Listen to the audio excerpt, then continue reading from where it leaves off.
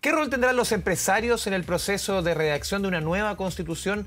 ¿Deben ser protagonistas o no? Para hablar del tema nos acompaña el presidente de la SOFOFA, Bernardo Larraín Mate. Bernardo, bienvenido a Canal 24 Horas. ¿Cómo te va? Muy buenas tardes. Buenas tardes, Andrés. Gracias por la invitación. Lo decíamos en la presentación. ¿Qué rol deben tener los empresarios en esta nueva discusión? Y también preguntarte por los resultados del domingo. Obviamente un margen bastante amplio. ¿Cómo recoges estos resultados y también la discusión sobre el rol de ustedes los empresarios en este proceso constituyente? Bueno, los empresarios, como todos los integrantes de la sociedad, tienen que ser protagonistas de la discusión constitucional. Yo creo que esto no es un monopolio exclusivo de la política. Creo que la política actúa mucho mejor cuando muchos actores de la sociedad se activan en lo público y los empresarios no son una excepción. Esto lo hemos hecho, por lo demás, desde antes del plebiscito. SOFOFA, desde que se llegó al acuerdo del 15 de noviembre, decidimos activarnos en la discusión de contenidos constitucionales, que es lo que nos compete, digamos. Y hemos hecho un documento, ¿no es cierto?, que se llama Hoja de Ruta, la crisis como oportunidad.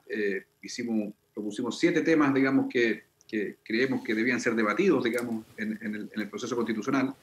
¿Y por qué? Porque anticipábamos de que en cualquiera de las dos opciones que se presentaban en el plebiscito iba a haber una discusión constitucional de fondo.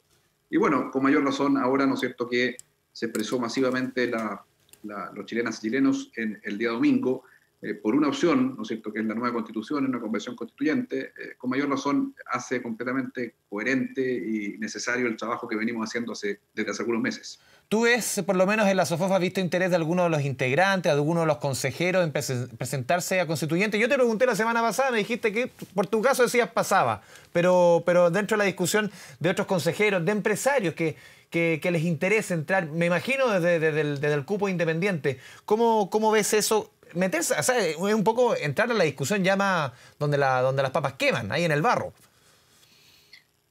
Yo creo que es completamente legítimo que personas del mundo empresarial se metan como candidatos a la Convención Constituyente, así como también lo es de la sociedad civil, de las ONGs, siempre respetando, creo yo, y yo soy un fuerte partidario de reivindicar el rol de la política y de los partidos políticos como intermediarios entre la ciudadanía, ¿no es cierto?, y básicamente el Congreso, el Poder Ejecutivo. Pero por supuesto creo yo que los partidos políticos tienen que propiciar que en sus listas de postulantes hayan independientes. Y también, ¿no es cierto?, los independientes podrán organizarse ellos en una lista para poder postular. Y ahí tienen que estar empresarios. Yo he visto interés, por ejemplo, en el mundo regional. Y eso me parece muy bien, digamos. Yo creo que en el caso, pero también tenemos un rol muy importante, por así decirlo, en el perímetro de la discusión constitucional. Y es tan importante como el otro, como estar dentro, por así decirlo, de la cancha. Porque esta cancha va a estar siempre, los jugadores de la cancha, por así decirlo, que son los constituyentes, van a tener que estar en el fondo conectados con los ciudadanos, con las organizaciones intermedias, como los gremios empresariales, y nosotros vamos a estar conectados con ellos, porque queremos en el fondo básicamente, con mucha transparencia y con mucha horizontalidad, y respetando el rol de los constituyentes, hacer ver nuestros puntos, sin ninguna inhibición y sin ningún complejo. Así que son dos roles igualmente válidos e igualmente relevantes. ¿Cómo recogen ustedes el 80-20, Bernardo? Fue bastante amplio, mucho más de lo que muchos auguraban, porque la crítica muchas veces, y también lo de la Convención Constituyente, que al final también es un margen muy similar, porque ha habido mucha crítica y una señal al mundo político, también lo vemos en las manifestaciones, al mundo empresarial. ¿Cómo recogen esa crítica hacia el mundo empresarial? Obviamente que los elementos aquí en la discusión todos los conocemos, lo que ha pasado prácticamente los últimos 10, 15 años. ¿Cómo recogen ustedes esa crítica y ese margen de votación?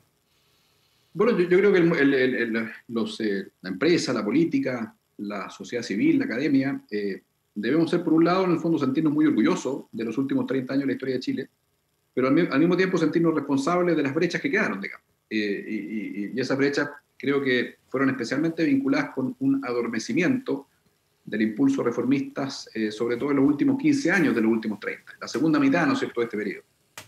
Por así decirlo, vivimos, ¿no es cierto?, y el progreso de Chile, que es el mayor progreso que ha tenido la historia de Chile, se derivó de las reformas que se hicieron desde los 80, los 90 y probablemente a partir del 2005, por ahí, ¿no es cierto?, se adormeció este impulso reformista, se perdió la capacidad de construir acuerdos en el Congreso, y eso obviamente implicó que brechas sociales, no solamente brechas sociales que eran sin solución, qué mejor ejemplo que las pensiones. Desde el 2005 se hizo un diagnóstico por la Comisión Marcel, y hasta el día de hoy no se llega a un acuerdo integral. Entonces, hay brechas sociales que fueron, por así decirlo, postergadas por este adormecimiento del impulso reformista, y también una brecha bien relevante, de la cual poco se habla. Se adormeció la economía, y la economía finalmente, por mucho que algunos la consideren una palabra tecnocrática e interesada, es central, ¿no es cierto?, en un proyecto de desarrollo de cualquier país. Y eso, creo yo, en el fondo, no hicimos reformas en el sentido de la innovación, de la productividad.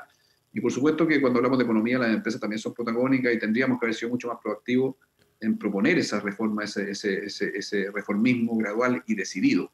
Y eso obviamente es lo que hemos hecho en los últimos 4 años, ¿no es cierto?, poniendo temas en el debate público, siendo propositivos, siendo proactivos, y también siendo muy franco cuando nos parece que las mociones parlamentarias van en el sentido contrario de reactivar la economía, que hoy día, creo yo, va a ser un imperativo ético, porque es la base para reactivar el empleo, y el empleo es la fuente de dignidad de las personas, digamos. No solamente les permite vivir, sino que también les permite realizarse y tener una cierta dignidad. Pero también el malestar de la gente, muchas veces, Bernardo, por actuar, han sido casos, no es la mayoría, obviamente, lo hemos conversado otras veces, muchos escándalos que, el tema, recordemos cuántos casos que han ocurrido en el último tiempo, el caso de la Polar, el caso de las colusiones, han sido varios casos en que uno ve que el mundo empresarial no ha recogido con la suficiente fuerza ese malestar que se ha manifestado durante, sobre todo el último año, en que se sostiene mucho en la calle que no solamente el mundo político, es el mundo empresarial, y cómo ha recogido ese malestar en la calle. ¿Tú crees que lo ha recogido bien? Bueno, siempre es posible hacer más. Mira, yo soy siempre un convencido de que la autocomplacencia nunca es buena consejera. Y tenemos que desafiarnos, ¿no es cierto?, a aprender más, a mejorar, a evolucionar. Nosotros tenemos un área en el SUFOFA que se llama Evolución Empresarial, que lo que pretende en el fondo compartir buenas prácticas empresariales entre las empresas, cómo lograr construir culturas que sean intolerantes con los atajos. Muchas veces estos incumplimientos, estos delitos, digamos, estas malas prácticas, parten con un pequeño atajo.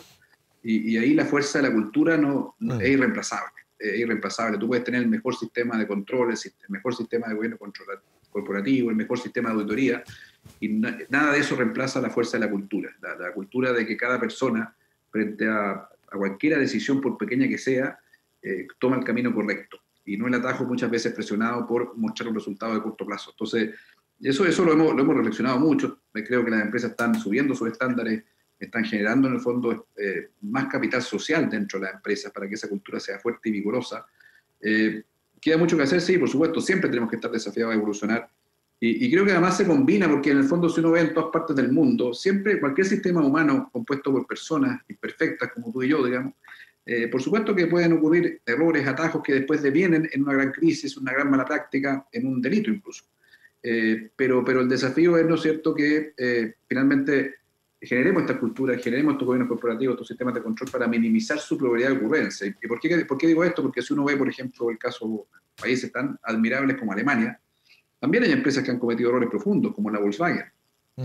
¿Cuál es el punto? Esos países confían tanto en la cultura de sus empresas, confían tanto en las instituciones que son responsables de investigar y sancionar, que bueno, que básicamente no se produce este deseo, por así decirlo, de que haya un castigo en el fondo y que nunca más vuelva a aparecer, por así decirlo, la empresa. Las empresas son instituciones, los delitos los cometen personas.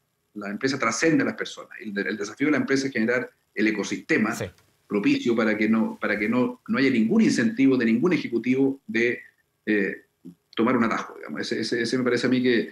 Y yo creo que las cosas se mezclan. Cuando uno observa, cuando un ciudadano, ¿no es cierto?, observa que hay brechas sociales en Chile, y que se ha prometido en el fondo que se resuelve el tema de pensiones, que hay una promesa de meritocracia, que con el esfuerzo y los méritos yo podré llegar, ¿no es cierto?, a un ascenso, a una mejor situación. Y de pronto ve, ¿no es cierto?, que se adormeció la economía. Por lo tanto, cuando se adormece la economía es difícil cumplir la promesa meritocrática. O bien no se abordaron brechas sociales, y al mismo tiempo lo combino con casos que, insisto, ocurren en todas partes del mundo de abusos. Bueno, es una combinación muy explosiva. Sí. Por eso creo yo que... Bernardo. Y eso no tengo ninguna duda que explica el malestar. Sí, Bernardo Larraín Mate, presidente de la SOFOFA, te agradecemos este espacio con Canal 24 Horas. Muy buenas tardes. Muchas gracias, Andrea, a ti. Buenas tardes. Chao, chao.